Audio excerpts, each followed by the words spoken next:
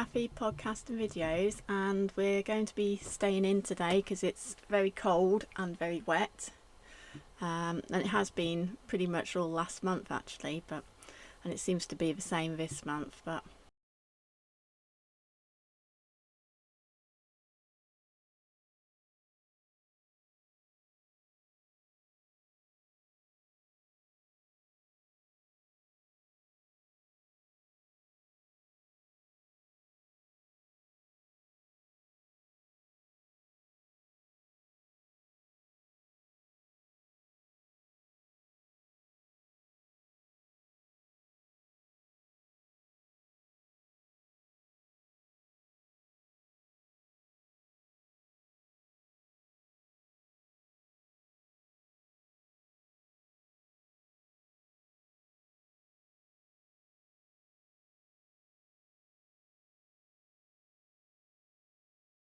while it's like that, then I probably won't go out as much to visit places.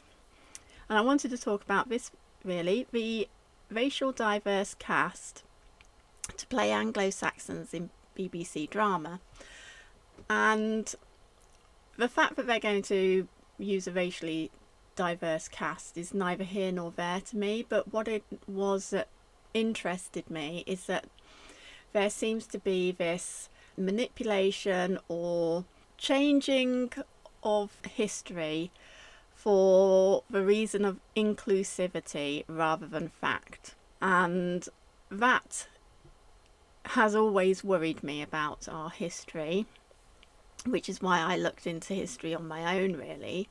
So, you know, the fact, I think so long as people are aware that history is being changed for the sake of, these are entertainment programs, so they're not actual factual TV shows, but they are based on facts, and that does distort people's understanding of what was going on in our times back then.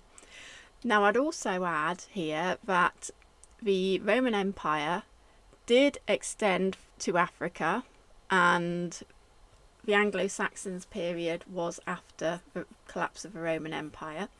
So it could have been the case that there were racially diverse populations. I mean, we do have that now. I think over 10% of our population is BAME people, and it could have been the same situation back then. I really don't know because I wasn't there. But what I think is happening is that things are being distorted for the sake of inclusivity. So we know that history is being distorted through TV programs and entertainment, which makes our history questionable in the first place. I think when they start to go into that movement, then it makes our whole history become very, very questionable, I believe. And that's why I do a lot of research. But the problem with doing your own research is if you want to talk about it, if you find any opposition to what the mainstream historians say, then you run into censorship. So that's quite difficult to, that sort of solidifies my thoughts that history is phony in many ways. And I think I have spoken about it in previous videos, but I do question a lot of the things about the time of Pope Sylvester II. So people who've been watching for a while will know that I'm questioning whether we are in Satan's season, Revelation 20 of the Bible. And that's because I believe that obviously Jesus arrived with the Roman Empire, and he was providing new opinions and ideas about what with the Bible, which kind of disputed what the Jews had been saying. With that in mind, it solidifies that those in control back in the Roman Empire were distorting history like we're getting now. And what piques my interest about Pope Sylvester II is he brought back arithmetic, mathematics and astronomy, and he reintroduced it after there had been about 1,000 years of it being disused. They'd avoided using it. So why did they choose to get rid of the arithmetics and mathematics? Is it because mathematics might be a language of enslavement?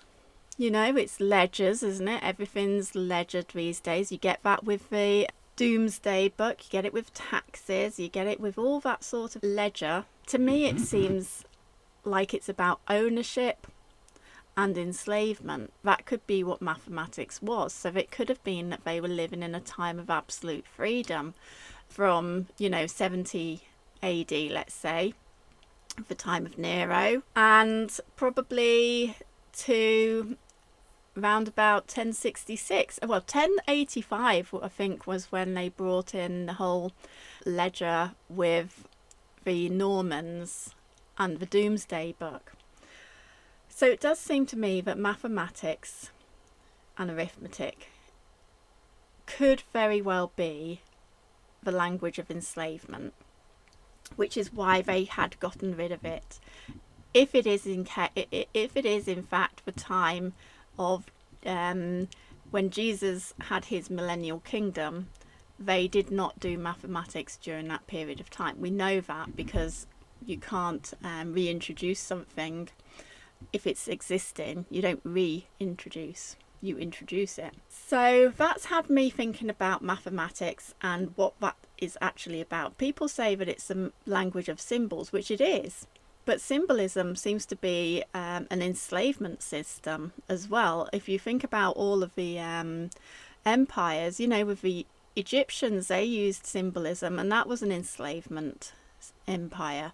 There's a lot of empires which use symbolism, which numbers are, and maybe Jesus's period of time didn't have mathematics. Now, that doesn't mean that they didn't have logic or anything like that, because if you think about it, you see these with the Celts. I'm not sure if you get it around the other countries and all of that, but you get the stone walls, which are not built with the cement or everything. It's just dry stone walling, and they managed to do that without all the cements. And because if you think about cement, that came from the Romans, and that's a mixture. You'd kind of weigh everything out. You think about cooking, you get recipes, and it instructs you with all of this mathematics. And you sort of lose your creativity in many ways through mathematics, because it sort of imprisons you into this mindset that you've got to follow that instruction, because to divert from that might mean a failure. I don't know if I'm explaining myself very well, but the reason why it popped out into my mind was because when I was looking through that dictionary, I saw the word algorithm, and obviously it's spelled a bit differently from Old English, but it's the same word. And I kept thinking to myself, and it's to mean to calculate, and I kept thinking to myself, well, algorithms that's a regular word today. Algorithm, we talk about it all the time with the internet. So did they have the internet back then, or something similar, where they could exchange information and talk to one another without using, pigeons and horse and carriages? And this is what the people who follow Tartaria say,